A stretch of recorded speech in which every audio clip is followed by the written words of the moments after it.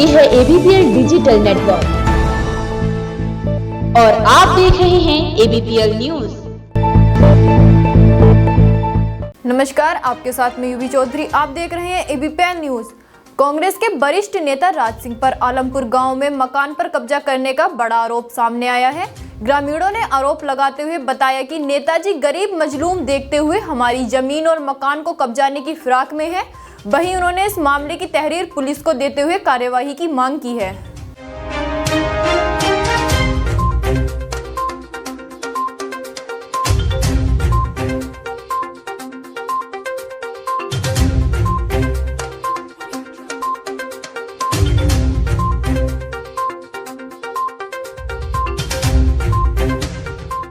बदमाश है थे, बुलाए थे राज सिंह कब्जा करने के लिए हो। उनको पहले हमारा मुकदमे भी चले थे, हम उन्होंने फाइनल कर दिए। हमने मुकदमे सारे हमारे हक में होएगे, मैं ज़बरदस्ती लेने आए थे।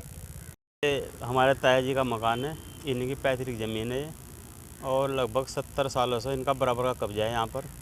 कुछ आदमी यहाँ कम से कम ऐसे कोई 15-20 के लगभग आदमी है मेरे सामने ही।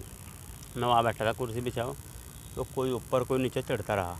ठीक है, तो उन्होंने यहाँ बदमाशी दिखाई और बदमाशी दिखाकर कहने लगा से हमने बहुत, जब यहाँ हंगामा हुआ तो उन्होंने कहा से हमने बहुत टांग दी। जब यहाँ गाँव वाले इकट्ठे हो गए, उन्होंने मतलब बदमाशी, वो कहने लगा हम तो बहुत बड़े बदमाश है, हम यहाँ कब्जा लेंगे। बहुत तरीके की बात करी उन्होंने। तो हमारी प्रशासन से गुहार है कि ऐसे लोगों के खिलाफ सख्त से सख्त कार्रवाई। कल यहाँ पे लगभग 2 दर्जन बदमाश थे जी, जो इधर से आए और मकान पे भी चढ़ के कुछ नीचे खड़े थे। उन्होंने बदतमीजी की है, कब्जा लेने की कोशिश की है, मारपीट पे उतर आए जी में। और थे भी अनजान, उनके चेहरे नहीं जानते थे, हमने उन्हें कभी पहले देखा भी नहीं। लेकिन हाँ, जो राज सिंह हैं उन्हें हम अच्छी तरीके से जानते जी। उनका चेहरा ऐसा है कि जिन्हें कहीं भी पहचान लेते हैं। वे उधर से आए गाली गुप्तार करते हुए सामने सड़क से, और उन्होंने जान से मारने की धमकी भी दी है। कहा कि भाई ऐसा है, ज़्यादा हीरो बनेंगे तो तुम्हें टांग दे, और तुम्हारे जैसे पता नहीं कितने टांगे हैं। शहीद सम्मान यात्रा की तैयारी झोलखेत में हो रही है, जिसमें भारी संख्या में जनसैलाब देखने को मिल रहा है। वहीं शिरकत करने केंद्रीय रक्षा मंत्री राजनाथ सिंह पहुंचे।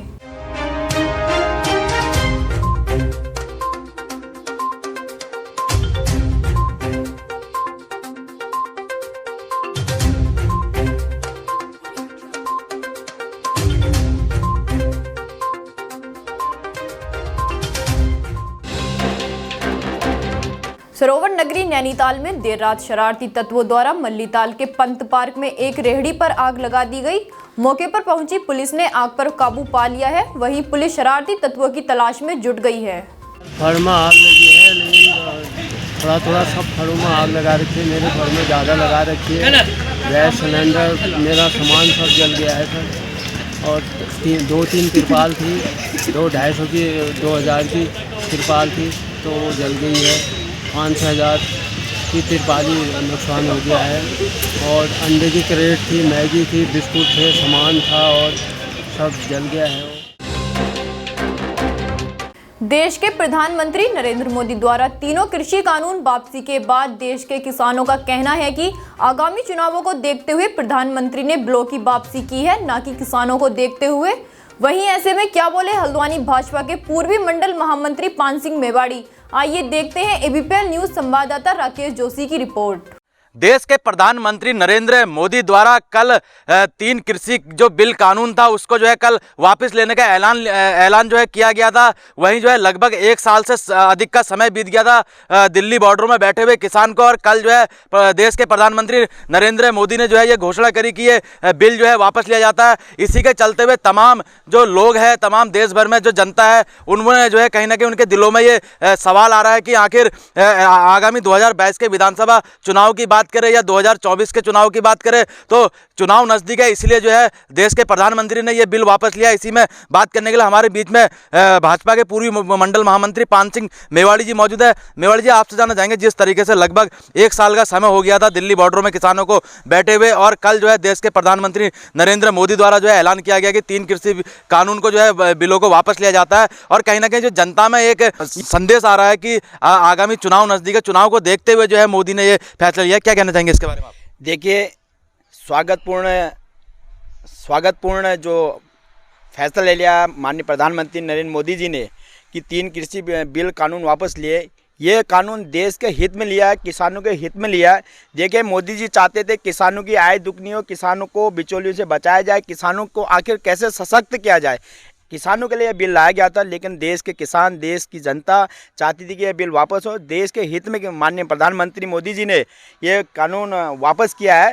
और रहा सवाल चुनाव, देखिए, भारतीय जनता पार्टी का कार्यकर्ता हमेशा पूरे 5 साल जनता के बीच में जाकर सरकार में रहते हुए अंत्योदय लक्ष्य तक उस व्यक्ति को विकास की राह दिखाते हैं, विकास की योजनाओं को धरातल में पहुंचाते हैं। और जनता का कार्यकर्ता, भारतीय जनता पार्टी का कार्यकर्ता हमेशा जनता के बीच में चुनावी मूड में रहते हैं और चुनाव के लिए काम करते हैं। हमेशा जनता के बीच में जाकर उन समस्याओं के निदान के लिए तत्पर रहते हैं। ये चुनावी मुद्दा नहीं है, ये देश में किसान और जनता चाहती थी कि कानून वापस हो, तो माननीय मोदी जी ने देश हित में कानून वापस लिया। जिस तरीके से देखते हैं प्रधानमंत्री नरेंद्र मोदी की अपील करने के बाद भी जो है किसान नेता राकेश टिकैत ने यह बताया कि जब तक जो है पार्लियामेंट में जो कागजी कार्रवाई की बात करें, चाहे एमएसपी फिक्स की बात करें और चाहे बिल संशोधन की बात करें, तो जब तक जो है किसान बॉर्डर से नहीं हटेंगे। इसके बारे में क्या कहना चाहेंगे? कुछ किसानों को बड़ी गलतफहमी है, वो गलतफहमी के बहुत शिकार हैं। जब देश का एक प्रधानमंत्री इतना सर्वोच्च पद में रहते हुए प्रधानमंत्री जी ने आग्रह किया कि हम लोग संसद में जाकर इस बिल को पास करेंगे, उनने आग्रह किया किसानों से कि आप घर लौटिए, अपने खेतों में लौटिए। यदि किसानों में अहंकार आ गया है, कुछ किसान नेताओं में, वो किसान नेता जाने कि उनको कहाँ जाना है, क्या जाना है। सरकार है, फिर सरकार अपने हिसाब से चलती है। क्योंकि उन्होंने जब आग्रह कर दिया प्रधानमंत्री जी ने किसानों को घर लौटने का, तो ये इसका मतलब ये समझे कि आप संसद में अभी बिल पास हो जाएगा, हम लोग ये किसान बिल वापस हो जाएगा। और किसान नेताओं को समझना चाहिए, जैसे टिकैत साहब लोग हैं, इनका तो आजीवन ये नेतागिरी का एक जरिया है। क्योंकि अब लोगों का एक ट्रोल आ रहा था कि उनकी नेतागिरी खत्म हो गई, अब क्या करेंगे, तो इसलिए आप समझ सकते हैं इस बात से। बिल्कुल, ये हमारे बीच में पूर्व मंडल महामंत्री थे जिन्होंने सीधे तौर पे बताया कि जो जनता का एक रुख जा रहा है कि आगामी चुनाव है, इसलिए देश के प्रधानमंत्री नरेंद्र मोदी ने जो 3 कृषि कानून के बिल थे इसको वापस लिया गया। लेकिन वर्तमान में ऐसा नहीं है, ऐसा जो पूर्व मंडल महामंत्री का कहना है। और जिस तरीके से प्रधानमंत्री नरेंद्र मोदी द्वारा अपील करी गई थी किसानों से कि अपने खेतों में जाए, अपने घर पर जाए, लगभग 1 साल से अधिक का समय जो है बीत चुका था। लेकिन वहीं किसान नेता राकेश टिकैत का कहना है जब तक जो है इसका पार्लियामेंट में पुख्ता जो है कागजी कार्रवाई नहीं करते हैं और एमएसपी जो है फिक्स लागू नहीं करी जाती है, और तब तक जो है किसान जो है बॉर्डरों से नहीं हटेंगे। राकेश जोशी, एबीपीएल न्यूज़ के साथ, गौलापार। रुड़की की प्राण कलियर पुलिस ने अपहरण कर फिरौती मांगने वाले गिरोह का भांडा फोड़कर एक महिला समेत 4 युवकों को गिरफ्तार किया है। आरोपियों ने पूरी प्लानिंग के साथ मुजफ्फरनगर निवासी एक व्यक्ति को अपने चुंगल में फंसाया और तय प्लानिंग के मुताबिक पीड़ित के परिजनों से फिरौती की मांग की।